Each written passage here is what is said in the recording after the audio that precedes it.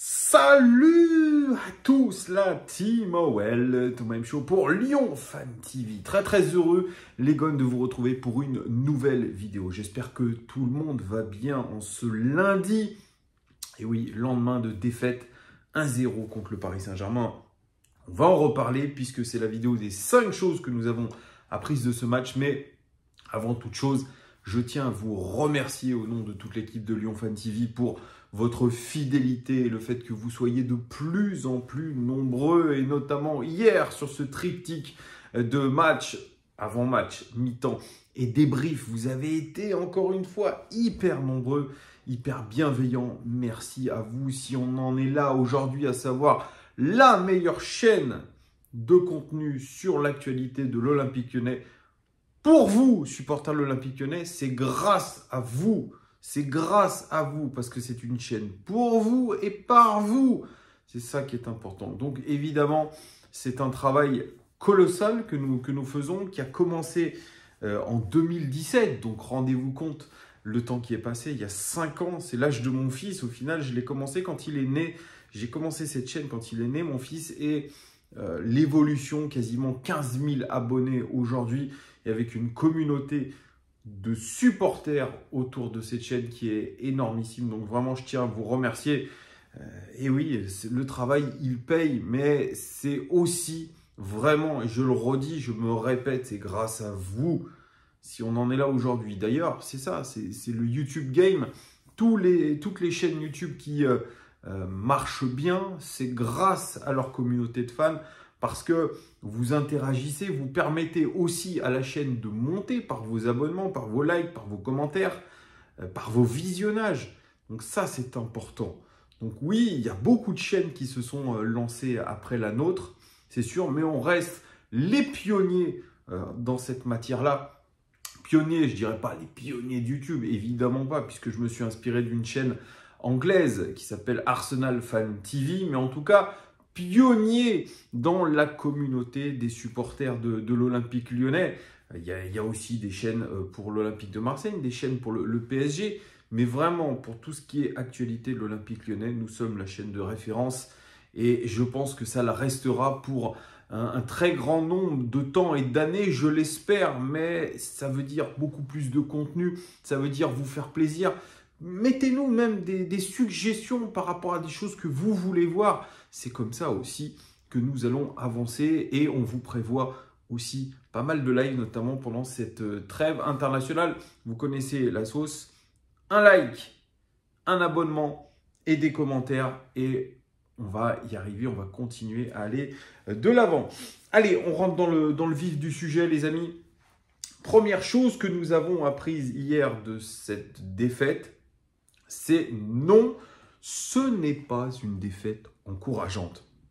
Ça, on l'a lu, on l'a entendu, c'est une défaite encourageante. L'Olympique Lyonnais a montré un beau visage et ça doit nous permettre de reprendre confiance. Eh bien, moi, je dis que c'est non. Ce n'est pas une défaite encourageante. Une défaite n'est rarement encourageante. Surtout que l'Olympique Lyonnais restait sur 2 défaites consécutives. Ça fait la 3e défaite consécutive. Le Groupama Stadium n'est plus une citadelle imprenable. Donc, non, ce n'est pas une victoire encourageante. Une défaite encourageante, c'est un lapsus. Une défaite, c'est toujours très mauvais. Pour le moral, pour la confiance, pour le classement, c'est ce que vous voulez. On rentre dans une spirale qui est négative. Je vais dire, même face au Paris Saint-Germain, qui est un club évidemment à part, qui est une opposition à part, vous n'avez pas le droit de dire « Ah ben on a perdu que 1-0, on s'est créé des occasions. » Non, seule la victoire est belle. Je rappelle aussi, et je l'ai dit dans le débrief, l'interview de Vincent Ponceau qui disait que seul aujourd'hui le résultat compte avec Peter Bosz. Il a répété une bonne dizaine de fois dans son interview. Donc aujourd'hui, on n'en est plus à se dire on a bien joué, on a eu des occasions, on a perdu de très peu. On a perdu de très peu parce qu'on a eu des joueurs qui nous ont permis de nous maintenir à ce 1-0. Et on en reparlera après. Donc ce n'est absolument pas une défaite encourageante, c'est une défaite tout simplement chez nous contre le PSG. On le sait pourtant par le passé qu'on a fait des grosses victoires contre eux, qu'on a gagné des victoires. On a fait plutôt des victoires de prestige contre eux, sous Rudy Garcia, sous Bruno Genesio notamment, mais pas sous Peter Bosz. Parce que hier, on n'était pas face à un grand Paris Saint-Germain. Ils ont un facteur X, c'est vrai. C'est Lionel Messi qui est le meilleur des trois devant. Hier soir, encore une fois, le plus dangereux. Un Messi finalement en mode Barça, puisque ce but qu'il met à la 9e minute, ou à la 5e minute, il est magnifique. Il est magnifique dans sa construction, dans sa réalisation. Il aurait pu en mettre un autre sans une parade exceptionnelle de Anthony Lopez. Donc, oui, il y avait de la place pour gagner ce Paris Saint-Germain qui a des trous d'air dans chaque match, qui laisse de la place, mais nous n'avons pas encore été une fois réalistes et c'est ce qui nous, je dirais, ce qui nous fait défaut encore une fois hier soir, c'est ce manque de réalisme offensif, je dirais aussi ce manque de réalisme défensif au final puisqu'on a encaissé ce but-là. Donc voilà, ça nous fait 3 défaites consécutives et c'est pas loin d'être catastrophique. Je l'avais dit, j'avais dit que ce début de championnat, ce mois d'août, avait été exceptionnel en termes de résultats pour l'Olympique Lyonnais, moins en termes de jeu, mais que cette vidéo et ce constat a mal vieilli et je le reconnais aujourd'hui, 3 défaites consécutives et ça nous met vraiment, je dirais, dans un état inconfortable, dans une position inconfortable, surtout à la trêve internationale. On le sait, c'est le premier quart du championnat qui s'est joué et on est déjà un petit peu lâché, on en reparlera. Deuxième chose que nous avons apprise de ce match, c'est que nous avons 3 joueurs qui ont été monstrueux, à savoir Anthony Lopez, Thiago Mendes et le général et capitaine Alexandre Lacazette. Ces 3 joueurs-là, hier, finalement, ont tenu l'équipe à bout de bras, notamment les 2 premiers qui nous ont permis de ne pas encaisser 4 ou 5 buts. Je suis très sérieux quand je vous dis ça. Anthony Lopez qui était décrié, Giuliano en avait parlé en avant-match en disant on va voir comment Lopez y réagit. On rappelle qu'il a eu 3 matchs de suspension. Rémi Rioux a fait une très bonne interlude. Il est revenu lors du match contre Auxerre, il me semble. Sans être mauvais, il n'a pas été exceptionnel dans ses premiers matchs post-carton rouge, post-suspension. Et ce premier gros match, eh bien, on l'attendait un petit peu au tournant. Est-ce que le Anthony Lopez de la saison dernière allait ressurgir? Est-ce que mentalement, il était passé à autre chose après son carton rouge? Et il a répondu présent. Présent. Pour moi, quand il est à son prime, quand il est à son top niveau, il est, je pense, l'un des meilleurs gardiens d'Europe. Il y en a qui ne sont pas d'accord. Eh bien, c'est leur avis. Moi, c'est le mien. Je pense vraiment que ce gardien-là fait partie des meilleurs gardiens d'Europe. Je dirais en termes d'arrêt. Alors bien sûr, il y en a qui vont me dire ah, son jeu au pied n'est pas bon, ses sorties sont pas bonnes, il prend trop de risques. Ok, mais sur sa ligne, il est extrêmement fort. Le premier but qu'il prend, c'est pas forcément de sa faute, puisque on voit bien que la défense recule. Et évidemment, vous avez un Lionel Messi qui a l'habitude de mettre ce genre de but, c'est enroulé un petit peu petit filet, il ne peut rien. Mais c'est pas moins de 6 parades. 6 parades, dont 2 exceptionnelles. Une face à Neymar, à 4 mètres de lui. Et l'autre, je pense que c'est l'arrêt de l'année sur le coup franc de Lionel Messi où il va chercher le ballon dans la lucarne. Rien que ça. Et il faut lui tirer notre chapeau parce que Anto Lopez, quand il est au top niveau, il est injouable. Et il fait partie aussi d'un des leaders de notre équipe. Voilà. Donc il a évidemment des dark sides, un mauvais côté, des mauvais côtés, on en a discuté clairement, mais il a aussi des formidables côtés et des formidables qualités. Donc il faut un petit peu lui rendre hommage quand il le faut et ce soir, j'en profite pour le faire. C'est la même chose pour Thiago Mendes, décrié par rapport à ces matchs, il faut le dire, catastrophiques contre Lorient, contre Monaco. où il passe complètement au travers de son match. Ce n'est pas forcément à chaque fois de sa faute. Bien sûr, il y a des erreurs un petit peu individuelles, mais c'est par rapport à une animation aussi défensive qui était défaillante. Il a été en difficulté. Mais il a toujours eu la confiance de Peter Bosz, qui voyait en lui un défenseur solide. Et Peter Bosz, finalement, il n'a pas eu beaucoup d'occasions je dirais, d'être récompensé. Eh bien, Peter Bosz, il a été récompensé parce que son joueur, Thiago Mendes, lui a rendu cette confiance sur le terrain. Il a été monstrueux. Monstrueux parce que quand il s'agit de couper les lignes de passe, de bloquer les tirs, même de mettre, je dirais, complètement en échec Kylian Mbappé en un contre un sur les dribbles, bah, il est très fort. Il est très fort. Il a été concentré. Il a eu du leadership. Je l'ai vu à plusieurs reprises haranguer ses partenaires, être même en colère par rapport à tout ce qu'il a fait. Il a été concentré. Mais c'est, je dirais, propre à ses qualités. C'est-à-dire c'est un garçon qui n'est pas très grand, qui a un gros sens de l'anticipation et qui est bien plus fort quand il faut défendre sur des ballons à terre ou face à des joueurs qui dribblent un petit peu comme Mbappé. Il est beaucoup plus en difficulté quand il y a des ballons qui vont en l'air. Ça, c'était pas forcément le jeu du PSG. Et tant mieux pour nous. Et pour lui, en tout cas, il a annihilé un certain nombre d'occasions dangereuses. Il a été bon à la relance. C'est peut-être son match de référence cette saison, Thiago Mendes. Et puis, le dernier qui a été au four et au moulin est énorme, c'est notre capitaine et général Alexandre Lacazette, qui a vraiment porté, je dirais, son équipe, qui a eu, je dirais, beaucoup de détermination dans ce qu'il a fait. Il est beaucoup descendu, redescendu chercher les ballons, il a créé des occasions. Il a mis Sergio Ramos à terre, les amis, avec ce petit dribble. Il a aspiré l'âme de Sergio Ramos, ça c'est clair.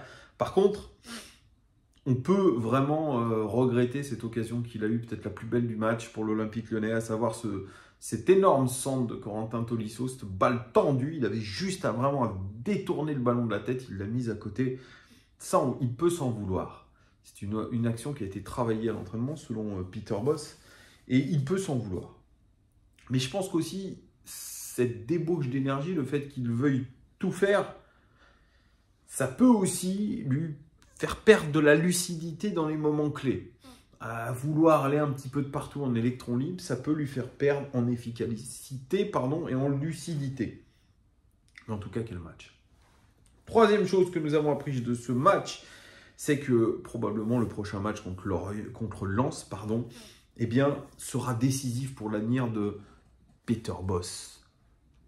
Peter Bosz, pas inquiet pour son avenir. Peter Bosz qui a avoué ironiquement aller boire des litres d'alcool pour oublier ses 3 défaites consécutives. Il est quasiment à la veille d'une 4e défaite consécutive contre une équipe de Lens qui est en ce moment, pas un rouleau compresseur en Liga, mais en tout cas une équipe extrêmement solide et avec des bases solides, intéressantes, travaillées, huilées, avec un coach qui est Franquès, qui est tout simplement exceptionnel depuis déjà 2 saisons. On est quasiment à la veille d'une 4e défaite consécutive. On rappelle que quand il avait été en Allemagne, il avait eu 8 défaites consécutives avant de se faire lourder. Il en serait déjà à la moitié. Alors, bien sûr, c'est le scénario catastrophe, mais il faut y penser, puisque même si Jean-Michel Aulas tweet débilement, nous prenant toujours pour des gros débilos, pour des cons, même pour être vulgaire, en nous disant qu'il a tout le soutien, il apporte tout son soutien à Peter Bosz, au staff, etc. On n'est pas loin quand même de penser que Peter Bosz est au bord du précipice. L'interview de Vincent Ponceau qui dit que les délais de passage seront plus courts, que son objectif c'est d'être sur le podium, qu'on va aller regarder très clairement ce qui se passe. Là, on est au quart du championnat. C'est absolument pas bon. On ne peut pas continuer sur ce rythme-là. Peter Bosz est en train de faire comme ça. C'est toujours des bons constats, mais jamais les bonnes solutions aux problèmes. Toujours, même je dirais aussi dans la gestion des matchs, en grande difficulté. Et là, c'est de son fait à lui. Donc le prochain match contre Lens, il joue clairement sa tête. Je ne vois pas comment il pourrait s'en sortir avec une 4e défaite de suite.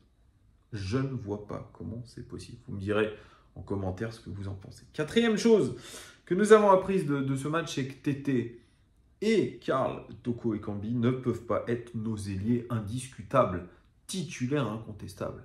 Déjà, c'est le même genre, la même sorte de profil. On a 2 joueurs qui jouent faux pied, qui regardent leurs chaussures quand ils dribblent.